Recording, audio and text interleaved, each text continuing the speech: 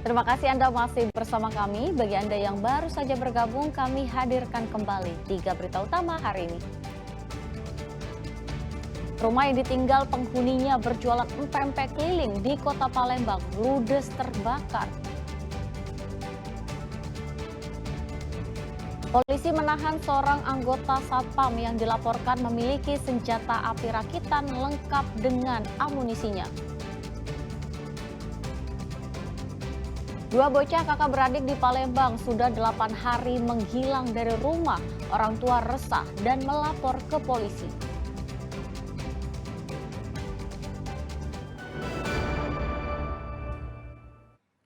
Ya, dua bocah kakak beradik di Palembang sudah 8 hari menghilang dari rumah. Meski pihak warga telah keliling mencarinya, namun keduanya tak kunjung ditemukan. Khawatir terjadi sesuatu, pihak keluarga melaporkan keduanya ke kantor polisi. Pria parubaya ini tak dapat menutupi raut kesedihan kala mendatangi sentra pelayanan kepolisian terpadu SPKT Polrestabes Palembang.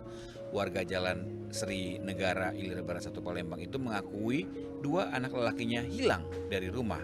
Mereka adalah Tio Febriansa 11 tahun dan adiknya Juandra 7 tahun. Diduga lepas dari penguasa orang tua, kedua kakak beradik itu keluar rumah pada 10 Juni yang lalu. Meski pihak keluarga telah berupaya berkeliling untuk mencari, namun keberadaan keduanya tidak ditemukan. Terakhir, orang tua mendapatkan petunjuk kalau kedua anaknya terlihat di kawasan Pasar Cinde. Namun ternyata keduanya sudah tidak berada di lokasi tersebut. Ada yang memang bentor nganternya, turun di pojok proyek, nak ke Pusri, naik sepit. Hubungin mertua juga, katik dari dusun katik. Sampai sekarang belum ketemu. Kakaknya ini Tio Febriansa, adiknya Juandra. Ciri-ciri anak kita tuh, cak mana lah ciri-cirinya? Yo, rambut poni, rambut poni cek dipoto nih lah. Ya, kulit. Kalau kakaknya kulit agak sawo matang, adiknya kulit putih Juandra itu. Orang tua berharap kedua anaknya dapat segera kembali dengan selamat dan berkumpul bersama keluarga. Bagi warga yang melihat dan menemukan kedua bocah dapat menghubungi kantor polisi terdekat. Didi Irwansyah melaporkan dari Kota Palembang. Ya, hampir 5 kg sabu-sabu dan 2 ribuan pil ekstasi yang menjadi barang bukti kasus narkoba dimusnahkan Satuan Narkoba Polrestabes Palembang. Narkoba yang dimusnahkan merupakan hasil ungkap kasus di bulan Mei 2025 lalu.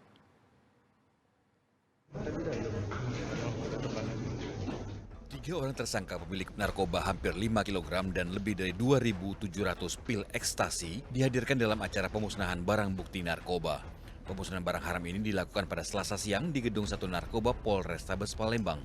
Sebelum dimusnahkan, barang bukti bernilai miliaran rupiah dilakukan uji oleh petugas Puslapfor Mabes Polri Cabang Palembang.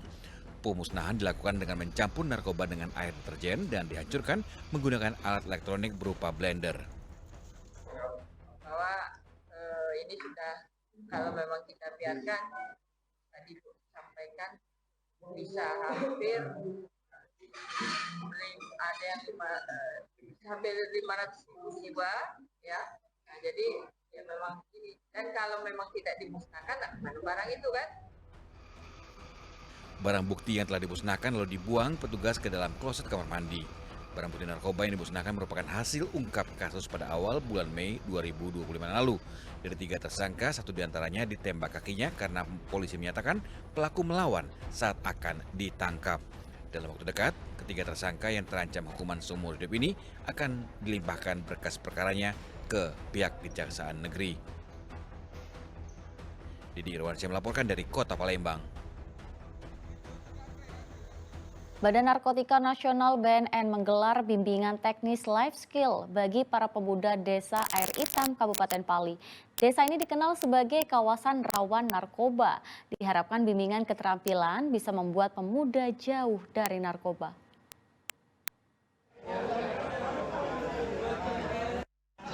Sekitar 80 pemuda Desa Air Hitam, Kecamatan Penukal, Kabupaten Pali dikumpulkan oleh petugas Badan Narkotika Nasional pada Selasa siang. Desa Air Hitam selama ini dikenal sebagai kawasan rawan narkoba, menjadi perhatian khusus BNN. Kali ini bukan dalam rangka penangkapan pelaku narkoba, tetapi memberikan bimbingan teknis life skill bagi masyarakat yang berada di kawasan rawan narkoba. Acara ini digelar untuk meningkatkan keterampilan masyarakat, khususnya pemuda, agar jauh dari ancaman penyalahgunaan narkoba. Selain mendapatkan pemahaman tentang bahaya narkotika, peserta akan diberikan pelatihan budidaya ikan lele. Dipilihnya ikan lele karena memiliki siklus panen yang cepat, sekitar 3 bulan dan mudah dipelihara, bahkan di lahan yang terbatas. Diharapkan melalui program ini dapat meningkatkan perekonomian masyarakat sehingga akan menekan peredaran narkoba. Dengan 3 subjek, mereka yang pernah terpapar langsung, mereka yang masih kelompok-kelompok masyarakat miskin yang rentan terhadap calon-calon kurir dan calon penyalahguna narkoba, dan kelompok-kelompok masyarakat yang rawan penyalahgunaan narkoba, ya, dari kelompok-kelompok masyarakat berusaha produktif dan individu pada suatu kawasan bahaya dan waspada. Bahaya dan waspada ini adalah berdasarkan hasil penelitian IKRN, namanya Indeks Kerawanan Nasional, yang secara nasional kita sudah punya mapping. Di Indonesia itu ada sekitar 9.002 kawasan dengan kondisi bahaya dan waspada. Dengan program yang digelar selama 3 hari, diharapkan para pemuda yang pernah terlibat penyalahgunaan narkoba agar dapat beralih profesi secara legal. Jadi Irwansyah melaporkan dari Kabupaten Pali. Ya, pemerintah Kota Palembang akan membagikan seragam sekolah gratis. Seragam diperuntukkan siswa baru tahun ajaran 2025-2026 untuk SD dan SMP. Seragam sekolah murid-murid di Palembang gratis. Ya, seragam gratis ini dibagikan kepada seluruh siswa yang duduk di kelas 1 sekolah dan kelas 7 SMP, baik negeri maupun swasta, tahun ajaran 2020. Pemerintah menyiapkan 42 seragam SD. Pada tahun ajaran baru ini, siswa SD 468 siswa baru, baik negeri maupun swasta.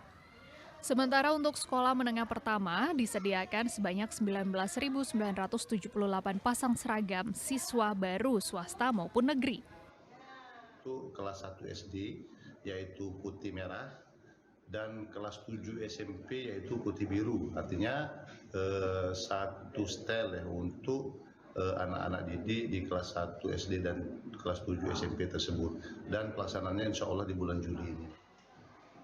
Siswa baru masing-masing akan mendapatkan 1 pasang seragam putih merah untuk sekolah dasar dan seragam putih biru bagi pertama. Belum disebutkan besaran anggaran yang akan digunakan. Program pembagian seragam sekolah gratis ini bertujuan untuk meringankan beban ekonomi masyarakat, khususnya orang tua siswa. Jadi Irwansyah melaporkan dari Kota Palembang.